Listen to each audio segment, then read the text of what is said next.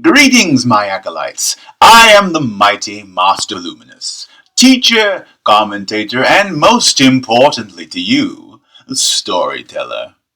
When last we did our series Beyond the Firmament, Sevasi, once called Onarstil, had fallen into pride and envy, and was cast out of Udamu, heaven. Now he seeks revenge by corrupting the very cosmos Devada created. But before we continue our series, a word from our sponsor.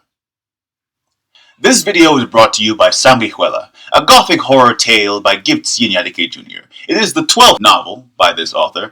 It is the third novel under the Mortiferous Arcadia Dark label. The story follows a quad of recent high school graduates on their last road trip before college and career. Their journey takes them to a town with no name that does not appear on any map, where they are greeted by a family. A very hungry, happy family. The story draws inspirations from such tales as The Dunwich Horror by H.P. Lovecraft, The Texas Chainsaw Massacre, and Bram Stoker's Dracula. It is available in Kindle and paperback formats on Amazon. Links in the description. What is it that drives you? But hunger. Hunger for food.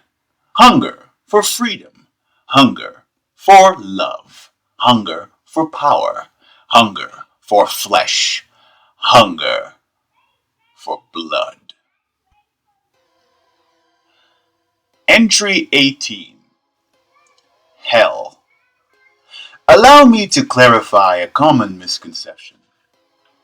Hell, Pláchdaeli, as I call it, is not simply a place of fire or darkness. Let me explain to you so that you can understand. Pláchdaeli is the one place in the universe from which Devada has completely removed himself. Such a state of being is unrelenting, overwhelming, unlimited agony. My words cannot do it justice. It is not like the one before, because the one before is non-existence. Know that I have seen one with my own eyes and experienced the other, and I do not sleep. I will now clarify another common misconception. Sevasi does not rule it. In fact, he and his host make it a point to avoid it as much as possible, staying between Udamu and Terra, occasionally throwing themselves futilely against Udamu's gates and being repelled, or going down to Terra to tempt humanity further. Although, he is sometimes allowed entry into Udamu when he decides to, as I like to put it, waste Devada's time with a challenge or an accusation against the human race.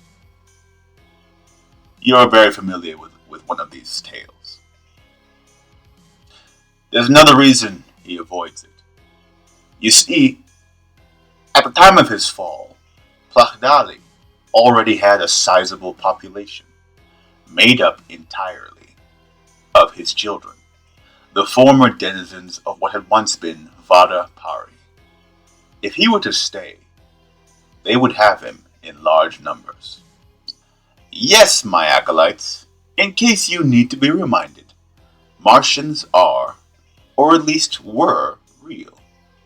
And there is only one way you will ever meet them.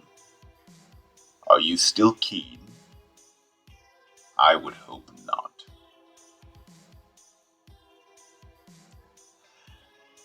Entry 19. The Fallen. You may be wondering, my acolytes, what truly became of the host that followed Sevasi out of Udamu. Know this, they did not fall as one body, nor did they all land in some place. Some were, as I stated, indeed bound to Pláchdaeli, tormented by the very absence they had chosen. Others clung to the void between Udamu and Terra, feeding on scraps of light and whispering to mortals in dreams. Those who fell furthest became twisted. Their radiance was not merely dimmed, but inverted. Where once they were brilliant in color and song, they now wore forms of shadow, forms that unsettled the eye and curdled the heart. Some clawed their way through the earth itself, hollowing caverns and pits that would forever reek of despair. Others learned to weave themselves into the air, into storms and plagues, into the very breath of mankind. Some of them, it is said, mated with you, perhaps as a way to disrupt the prophecy of the woman's offspring, bringing about their ultimate downfall. Savasi called them his kin, but they were not as he was. He had once stood second only to Dasun. They had only reflected his brilliance, and now, bereft of it, they drifted in confusion, anger, and hunger. He gave them tasks, and they obeyed, not from love, but from fear of abandonment. For if hell was separation from Devada, what would separation from their own master be? I know them as Padlan, the fallen. You know them as demons. And their war against you has never ceased. Although, there was a time when they almost succeeded in completely corrupting you. Not that they always had to try all that hard, really. Again, not judging. I am, however, grateful that my world has never suffered a great flood.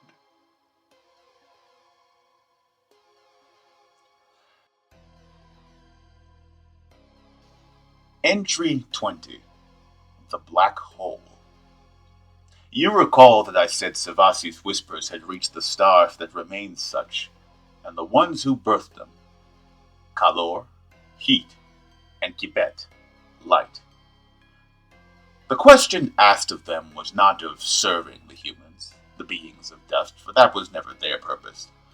No, the question asked of themselves was the same question Savasi asked of himself, of the hosts that followed him, and of you, my acolytes, every single day of your lives. Why can't you have more? So what was more? They had birthed all the stars, among whom rose to become the heavenly hosts, the angels, the army of Devada. They had been with Devada since the beginning. They had witnessed Dasun, who was Devada. It is by their union that you, who were made in his image, have a son. The star, I mean. And therefore, a livable world to call your own. That was it. That was the problem. They did not want to rule. They wanted a child, a real child. And they would have one. But they were afraid. After the fall of Savasi and his hosts, the curses that fell upon man, they could not face Devada and dare to ask. So they hid among the very stars they had birthed and made what would be their final union. It took all of their essence, and they ceased to be. In their place was a star of pure white light, burning brighter and hotter than any before, only outclassed by what had once been the morning star. This new star dwarfed all the others in size, a true titan among the gigantic celestial bodies. It was too big, too hot, and it collapsed. Soon all of its light and warmth were gone, and so it hungered for more and began to devour its brethren, pulling them into its gaping maw.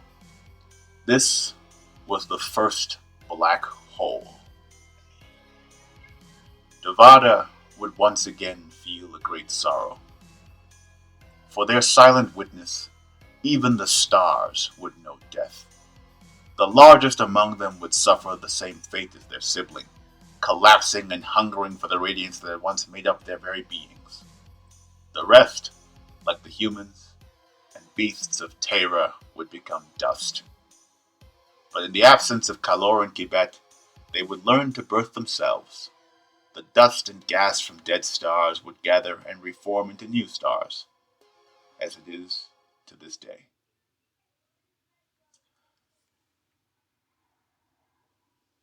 That's all we have time for today. Join us for the next episode, where we take you through the various intrusions in Devada's perfect universe, and the ways in which he dealt with them. Until next time, my acolytes.